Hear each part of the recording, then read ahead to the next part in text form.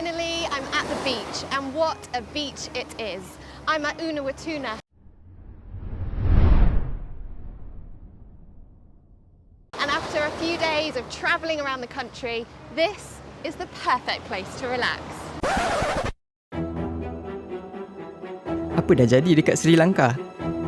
Sri Lanka telah kehabisan duit dan mengalami kemelesetan ekonomi. Bekalan makanan, bahan api dan ubat-ubatan turut berkurang.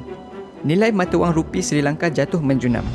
Manakala harga barangan pula naik meroket. Rakyat Sri Lanka menyalahkan kerajaan dan Presiden Gotabaya Rajapaksa atas isu ini. Protes dilakukan seluruh negara selama berminggu-minggu. Perdana Menteri Mahinda Rajapaksa yang merupakan abang kepada Gotabaya Rajapaksa telah meletak jawatan berikutan krisis yang semakin teruk, sekaligus menyebabkan keadaan bertukar menjadi ganas. Berlaku ruzuhan antara penyokong kerajaan dan golongan penunjuk perasaan anti kerajaan. Kompleks kerajaan diceroboh, beberapa rakyat turut terkorban dan cedera dari keganasan yang berlaku. Kenapa rakyat Sri Lanka marah dengan keluarga Rajapaksa? Apa yang dah berlaku kepada ekonomi? Dan apa Sri Lanka perlu buat untuk keluar dari krisis ini? Antara sebab berlaku krisis di Sri Lanka, keluarga Rajapaksa telah menguasai politik Sri Lanka selama 20 tahun. Mereka telah dituduh dengan penyalahgunaan kuasa seperti nepotisme, rasuah dan secara amnya tidak mentadbir ekonomi dengan baik. Jawatan besar dalam negara kebanyakannya disandang oleh keluarga Rajapaksa. Kerajaan pegangan Rajapaksa telah berbelanja melebihi daripada hasil yang didapati. Sri Lanka mengimport melebihi daripada mengeksport. Ini bermaksud kerajaan telah menggunakan mata wang asing lebih banyak berbanding jumlah pendapatan negara. Banyak negara yang buat perkara yang sama. Ini normal untuk ekonomi. Cuma yang luar biasa dalam kes Sri Lanka ni adalah hutang yang terlalu banyak sehingga tidak dapat diuruskan lagi. Ringkasnya, kerajaan telah kehabisan duit. Untuk tahun 2022, jumlah hutang yang perlu dibayar ialah sebanyak $7 bilion. April lalu, kerajaan Sri Lanka mengumumkan tidak mampu untuk membayar hutang. Our reserves kept coming down until the reserves came to zero. Mata wang asing juga tidak mencukupi untuk membayar import barangan keperluan asas.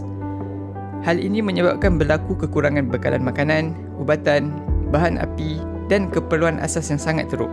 Sampaikan rakyat tak tahu esok nak makan apa. Jadi, kenapa rakyat salahkan semua ini dekat keluarga Rajapaksa? Ada banyak sebab ketara, antaranya Mahinda Rajapaksa sebagai presiden telah berbelanja besar untuk projek infrastruktur mega yang sebahagian daripadanya gagal. Antaranya projek Colombo Lotus Tower yang bernilai 400 juta rupiah. Menara tersebut tidak digunakan dan hanya menambah hutang kerajaan. Selain itu, stadium kriket dan juga perluasan pelabuhan yang mana pulangannya tidak setanding dengan kos yang dikeluarkan. Rasuah berleluasa. Kerajaan yang boros berbelanja dan membuat pinjaman yang banyak selama bertahun-tahun ini telah membahayakan masa depan dan ekonomi Sri Lanka. Kemudian apabila Gotabaya Rajapaksa mula berkuasa pada 2019, beliau membuat beberapa keputusan drastik yang menyebabkan keruntuhan ekonomi. Antaranya, potongan cukai yang besar tetapi mengakibatkan kerajaan kehilangan duit yang banyak, kira-kira 25% daripada pendapatan negara. Kerajaan baru juga larang guna baja kimia, maka hasil pertanian merudum. Sri Lanka terpaksa import makanan asas dan harga makanan asas pun melonjak naik. Pandemik COVID-19 berlaku dan menyebabkan industri pelancongan turut merudum. Akhirnya pertengahan tahun lalu, masalah ini semua memuncak. Krisis ekonomi mula ketara, tapi kerajaan masih tak buat apa-apa. Sri Lanka terdesak memerlukan duit. Kerajaan India dan China sedia memberi pinjaman. Namun Sri Lanka mengharapkan bantuan kewangan dari Dana Kewangan Antarabangsa IMF, namun tidak semudah yang disangka.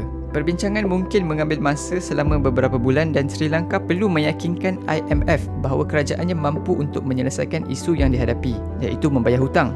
Presiden Rajapaksa kini melantik Perdana Menteri baru iaitu Ranil Wickremesinghe.